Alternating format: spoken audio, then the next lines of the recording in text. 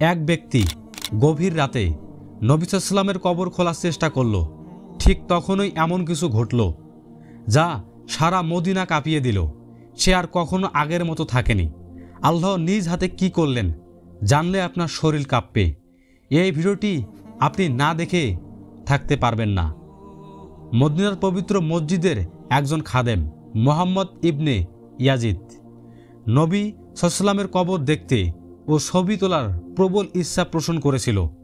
এক রাতে সবাই ঘুমিয়ে যাওয়ার পর সে একা কবরের দিকে গিয়ে খোঁড়াখুড়ি করতে থাকে। ঠিক সেই সময় সে যখন কুটুর দিয়ে কবরের দিকে আঘাত করে, দ্বিতীয় আঘাতেই হঠাৎ মাটির নিচে পড়ে অজ্ঞান হয়ে যায়। তার আওয়াজ শুনে একজন সহকর্মী আব্দুল হাদি এসে তাকে উদ্ধার করে। যখন তার জ্ঞান ফিরে আসে তখন সে কান্না করে বলল, আমি শুধু আমার প্রিয় নবীকে দেখতে চেয়েছিলাম। সে একা নয়, ইতিহাসে আরও অনেকবার এমন প্রচেষ্টা হয়েছিল, কবর চুরির পরিকল্পনা, কবর সরানোর চেষ্টা, কিন্তু আল্লাহর শক্তি ও করুণা দিয়ে প্রতিবারেই তা ব্যর্থ হয়।